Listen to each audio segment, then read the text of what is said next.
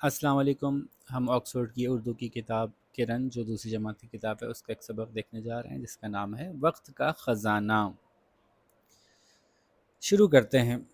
بہت پیارا موسم تھا، نہ بہت گرمی نہ بہت سردی، دور دور تک سنہری دھوپ پھیلی ہوئی تھی۔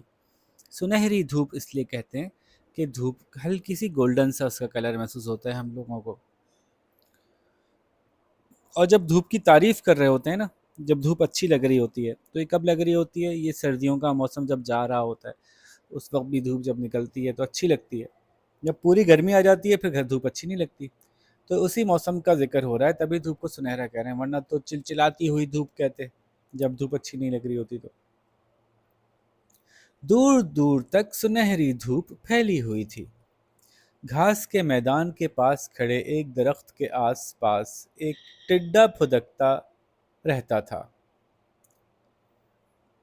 اس اچھے موسم میں اسے ہر طرف سے کچھ نہ کچھ کھانے کو مل جاتا تھا۔ ٹڈا، گراس ہاپر، وہ مزے سے کھانا کھاتا، پھر اپنی پچھلی ٹانگ اپنے ہاتھ کے اوپر کے سخت حصے سے ٹکرا کر باجے جیسی آواز نکال کر خوش ہوتا رہتا۔ ٹڈا جو ہوتا ہے وہ اپنی آگے پیچھے کی ٹانگوں کو جو ہے وہ اپنی باڈی پہ رب کرتا ہے تو اسے ٹھر ٹھر کر کے آواز نکلتی ہے، جیسے جھینگر بھی اپنی پچھلی ٹانگوں کو ملتا ہے تو وہ آواز نکالتا ہے نا، چیں چیں چیں چیں کر کے۔ شام کو کچھ اور ٹڈے آ جاتے، چھوٹے کنکنوں کی گیند اور اپنی پتلی ٹانگوں کی ہاکی بنا کر دیر تک کھیلتے رہتے۔ ابھی ایسی امیجنیشن میں بتا رہے ہیں، ٹھیک ہے۔ اس درخت کے نیچے چیونٹیوں کا بل تھا۔ بل، چیونٹیوں کا بل، چیونٹیوں کا چھوٹا سا گھر، عموماً بل اسے کہتے ہیں جو زمین میں کھود کر بنایا جاتا ہے۔ چیونٹیاں قطار بنائے اپنے جسم سے بڑے دانے لیے اس میں جمع کرنے کا کام کرتی رہتی، اپنے بل میں بڑی بڑی کھانے کی چیزیں جو ان کے جسم سے بڑی ہوتی ان کو جمع کرنے کا کام کرتی رہتی۔ کبھی کسی بڑے دانے کو دو تین چیونٹیاں مل کر گھسیٹتے ہوئے ٹڈے سے کہتی، ٹڈے میاں ذرا ہماری مدد کر دو، ہم بہت چھوٹی ہیں، تم اگر اپنی لمبی ٹانگوں سے ٹھوکر مارو گے تو یہ دانہ سیدھا ہمارے بل میں جا کر گرے گا۔ لیکن ٹڈا ایک کان سے سن کر دوسرے سے نکال دیتا اور اپنے کھیل کود اور گانے بجانے میں لگا رہتا۔ آہستہ آہستہ موسم بدلا، سردی کا موسم آ گیا۔ اب چیونٹیوں نے رات میں باہر نکلنا چھوڑ دیا، صرف صبح کو جب دھوپ نکلتی وہ جلدی جلدی کھانا ڈھونڈتی اور اپنے بل میں لے جاتی۔ ایک دن چھٹکی چیونٹی خاص طور پر ٹڈے کے پاس رکی۔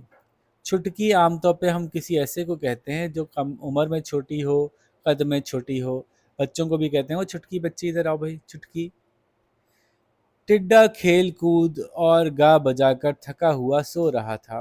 اس نے ٹڈے کو اٹھایا اور سمجھایا، اب بھی وقت ہے، اپنے لیے کچھ کھانا جمع کر لو، ورنہ سردیوں میں تمہیں بہت مشکل ہوگی۔ ہمیں دیکھو، ہم سب صبح سویرے ہی کام پر لگ جاتی ہیں اور شام کو کھیلتی کودتی بھی ہیں۔ ٹڈے نے آدھی آنکھیں کھول کر دیکھا، اس کی باتیں سنی اور پھر آنکھیں بند کر کے سو گیا۔ اگلے دن ہی چاروں طرف سے کالے بادل آئے، تیز بارش کے ساتھ برف بھی گرنی شروع ہو گئی۔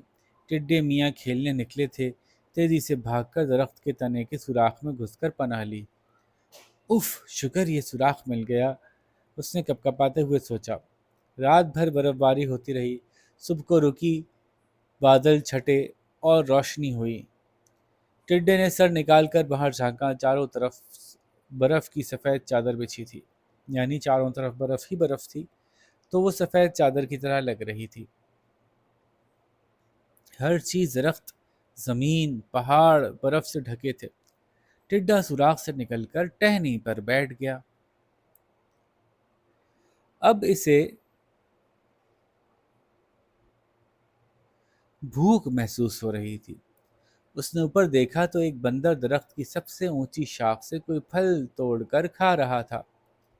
टिड्डा इतना ऊंचा उड़ नहीं सकता था। उसने फुदक फुदक कर अपनी तरफ तवज्जो दिलाते हुए बंदर से कहा, बंदर भाई अस्सलाम वालेकुम, क्या आप मुझे कुछ खाने को दे सकते हैं?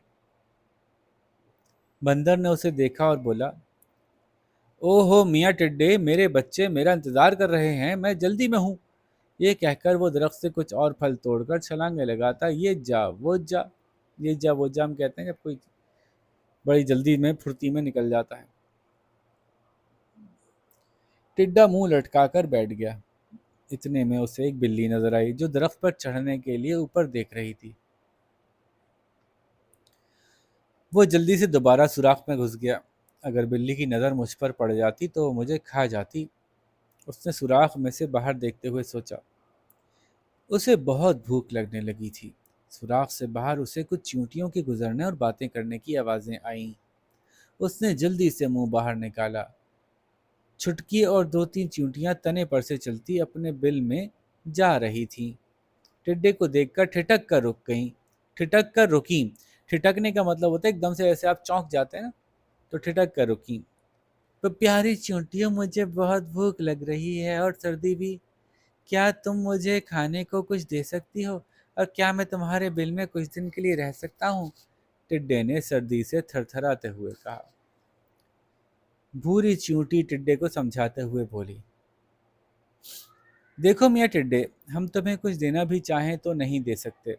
हमने जो खाना जमा किया है वो हम बहुत दिन तक खाएंगे, क्योंकि हम चींटियाँ बहुत छोटी हैं और कम खाती हैं। तुम हमारा पूरा सर्दी का खाना 2 दिन में ही खा लोगे। फिर हम क्या करेंगे? बिल भी तुम्हारे लिए बहुत छोटा है। तुम्हें अपना इंतजाम खुद ही करना चाहिए था। हम तुम्हें यही समझाते रहे लेकिन तुमने वक्त ज़ाया किया। टिड्डे की आंखों में शर्मिंदगी के आंसू आ गए। उनकी ये गुफ्तगू पर अपनी खोह में बैठी।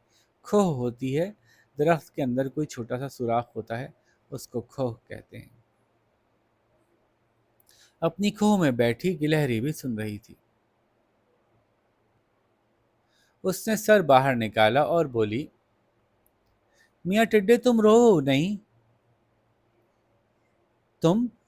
नहीं। इस सर्दी में मैं तुम्हें खाना ला दिया करूंगी, लेकिन आइंदा खेल के वक्त खेल और काम के वक्त काम करना।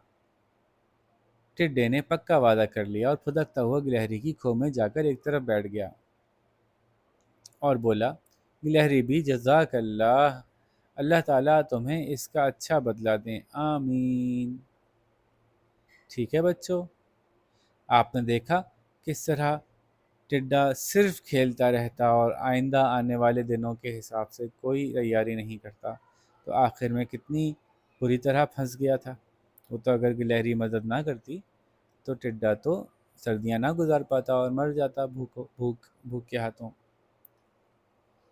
ठीक है, तो आप इसको अच्छी तरह से मुझे पढ़कर सुनाइए, जब तक हम अगला लेसन बनाते हैं। अल्लाह हाफ़िज़।